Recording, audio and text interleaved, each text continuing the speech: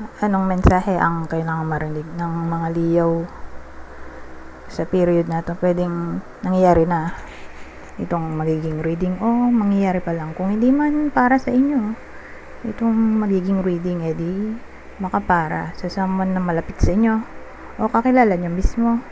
Baka may lumabas na gender mamaya. Gawin nyo na lang energy, masculine at feminine energy. Pwede rin naman na wag nyo na pansinin ang gender.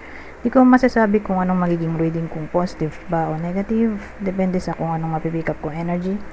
Walang masama kung papanoorin ng sun, moon at rising sign, kasi bakalin man sa mga yan ay mag-resonate na sa sitwasyon nyo.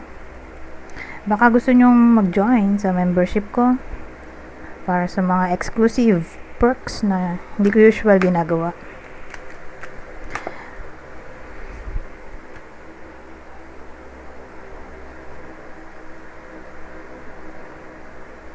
Anyways,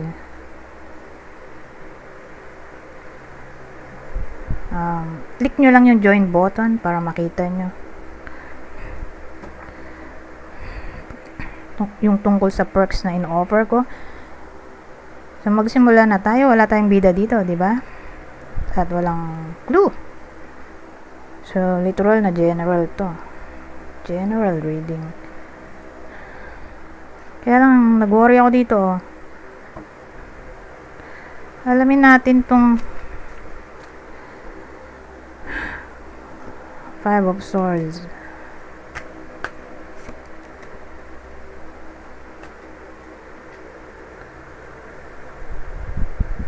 Five of Swords muna, tapos ano ba to? Ten of Wands, saka Hermit.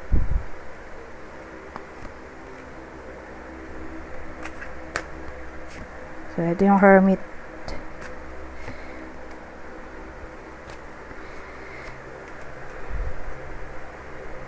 So bakit may Hermit?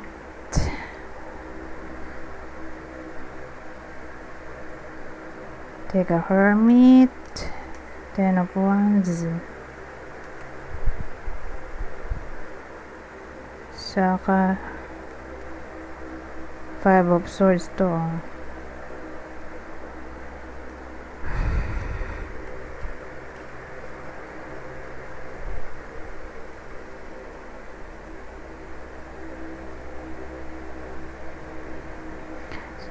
So may someone na confused dito.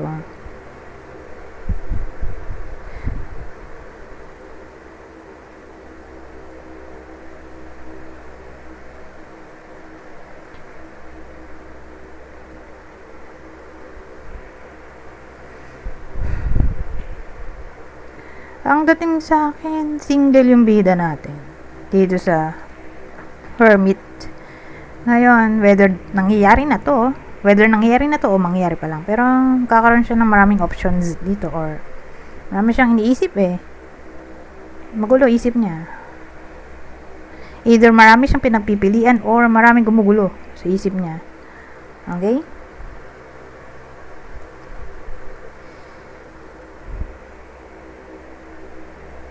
So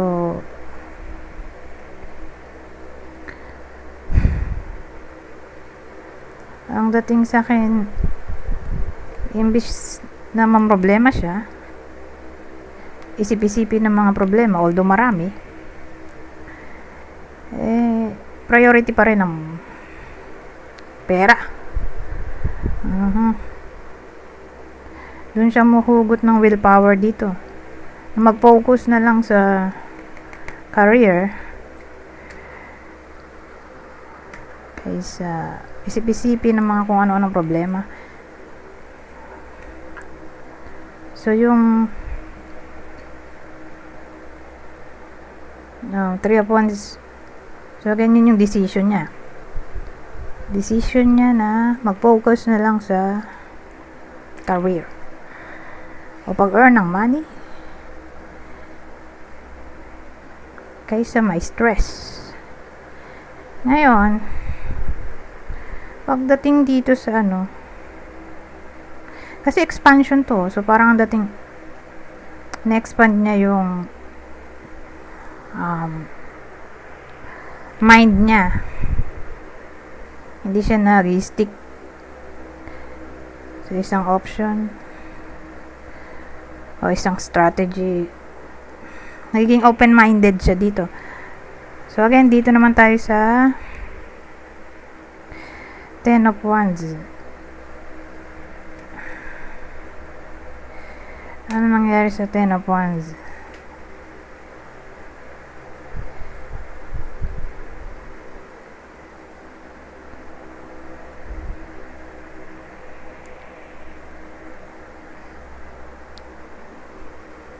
Feeling burdened siya.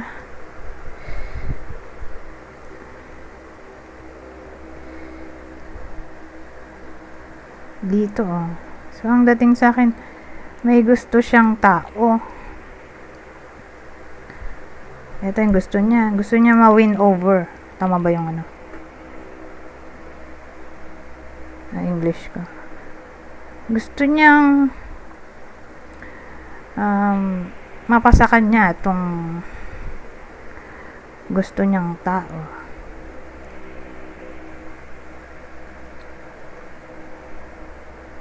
Kasi ang dating dito sa Empress, andun yung loyalty niya eh. Yun na nga gusto niya sanang makasama habang buhay o gusto na niyang pakasalan. Kaya lang nga, mukhang malabo.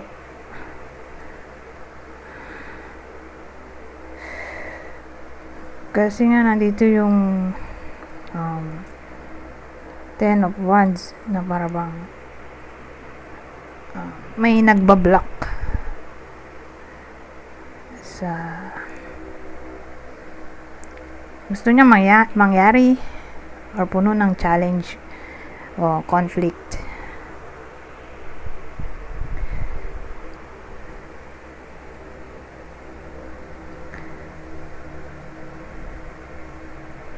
Ngayon, Five of Swords, the Sun, the High Priestess, Six of Swords. Ang dating kasi yung gusto niya, mukhang may gusto ng iba.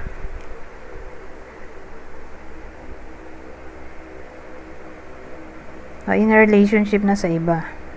Whether siya yung original o siya yung third party, basta yung nagugustuhan niya dito mukhang may iba na. Aware siya eh. Aware siya na may iba na.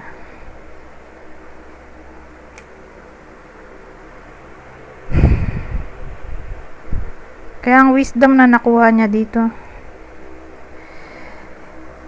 ay mag self-love na lang at mag-move on. Dahil alam niya sa sarili niya kung sabihin natin babalikan niya yung ex niya, in a relationship na nga sa iba. Or sabihin natin asawa niya talaga to, kaya lang may iba na nga. So paano ba yun? Pinagpalit siya sa third party. So mahirap, di ba? Yung ganong sitwasyon, paano mo paghiwalayin yung dalawa? So kung dito ex or sariling partner, crush. May karelasyon na yung crush. Kaya yan, yung wisdom ay mag-move on na lang. Ayan o, moving on.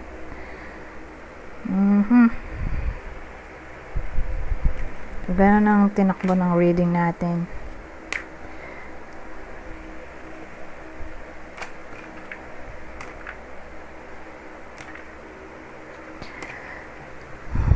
Anyway, since love reading to, ito yung possible person ng Leo.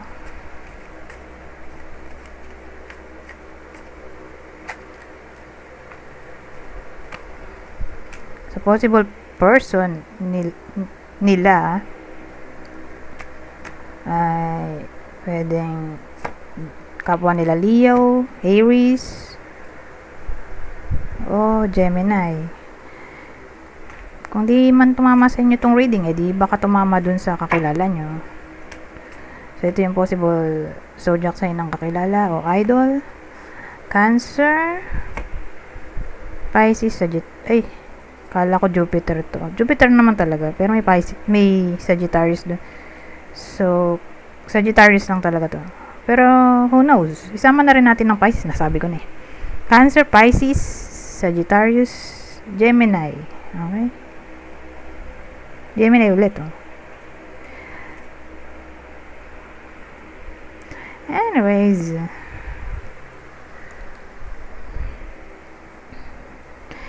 yung isa pang description natin, oh. Same instruction dito sa, isa pa nating clue. Kung di tumama sa inyo tong clue, di baka tumama sa person nyo, kakilala o idol. Kunin nyo lang yung clue, nasa tingin nyo ay fit sa sitwasyon nyo. So, may someone na may oval face shape. May pekas. Eto, pag ganyan exage features, may something na nasobrahan. Okay? Sa itsura niya. So, siguro, sobrang mag-makeup, sobrang haba ng nakapalang makeup, sobrang haba ng kuko, sobrang sexy, sobrang ikli ng damit.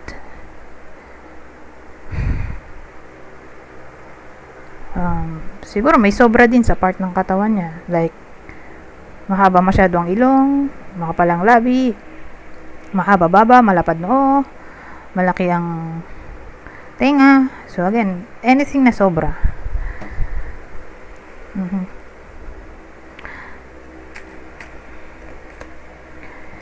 Ito, brown eyes. So, tayo naman na brown eyes, diba? So, walang ano dito. Foreigner. Wala tayong nakitang clue about foreigner. Kapwa Asian, siguro. Pero yung foreigner na iba kulay ng mata, blue, green, ewan ko ano pang ibang kulay ng mata, walang ganun dito. Literal na brown lang to. So, kung foreigner, edi kapwa Asian. Pero kung blue, green, wala. Pero for as long as tumatama naman sila dito, sa iba pa nating clue, why not, diba?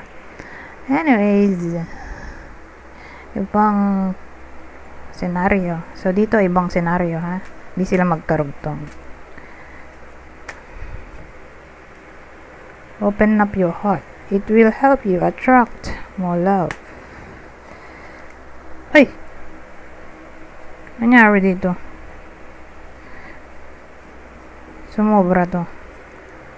Hindi sila magkamukha, oh. Sumobra. Napasama. Anyways, sabi, I feel alone and in the dark. Where is my light? So, may someone na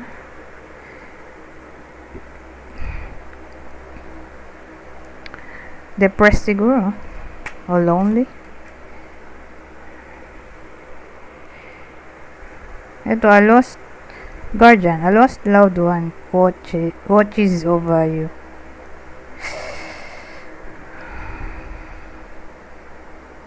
So, dahil ganyan yung energy, parang tatama sa mga single o broken hearted ngayon, na para bang binabantayan sila dito ng kanilang mahal sa buhay na namayapa na, at sinasabi na mag-move on at i-open ulit ang heart sa ibang tao. Ang galing ko na yun, at baka magsama-sama na naman sila. Anyways. Oh! Someone else. Oh. Gambling.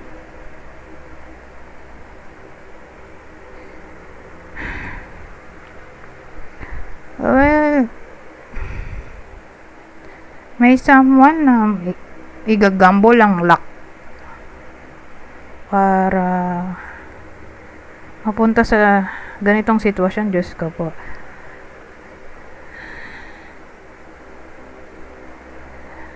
So again, whether tumama sa inyo to or sa kakilala nyo, basta Doon iikot yung scenario. May someone na papasok sa third party situation. Kasi gambling to pag take risk.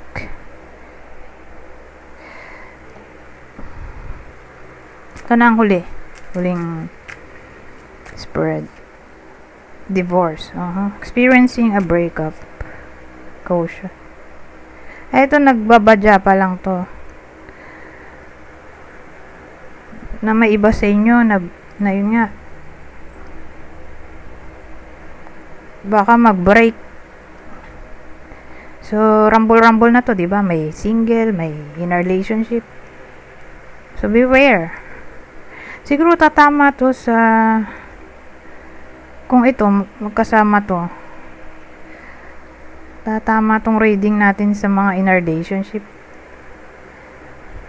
Kaya magdi-divorce dito. Kasi nga may someone else May nag-gamble ng luck na pumasok sa third party situation. Kaya yun, nag-divorce dito. Kaya pinag-iingat dito. So, ibig sabihin, case to case basis pag ganyan. Dalawa lang yung pwedeng senaryo. Una, kung in a relationship na at tingin nila ay napapagusto sila sa kung sino man yan, alam na nila ang kakahantungan ng ganitong sitwasyon. More like, maghiwalay sila ng original niya at papatulan niya. Doon na siya mapupunta sa third party. So again, may iba sa inyo na ganito. Whether nangyayari na o mangyayari pa lang, be cautious. Okay? Kung mahal nila talaga yung original, sila na lumayo sa tukso. Ngayon, yung pangalawang senaryo, yung partner nila yung may involve sa ganitong sitwasyon. Para bang makakakutob yung iba sa inyo. Kung may kutob na, doon napapasok yung caution. Kung may kutob na, edi gumawa sila ng mga hakbang para hindi mangyari itong hiwalayan, di ba? Protektahan na nila yung kanilang partner. Ilayo nila doon sa tukso. Sila ang gumawa ng way para paghiwalayin sila. Or else, sa hiwalayan na nila talaga mismo mapupunta tong sitwasyon. Hiwalayan ng original at ng partner. Kung hindi nga maagapan tong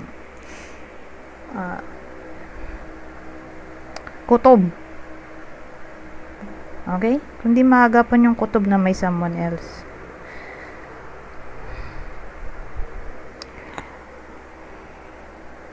Kumbaga, nagbibigay kasi ng warning sign na protektahan na agad yung relasyon or else sa hiwalayan ang ending. Anyways, punta na nga tayo dito sa huli. Ito yung last deck.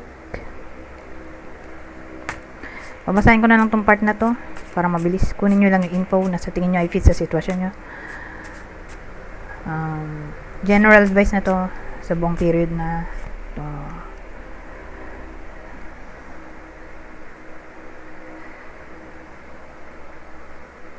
Ayan, sabi, eclipse. Dance with your shadows. Discover hidden aspects of yourself in the darkness.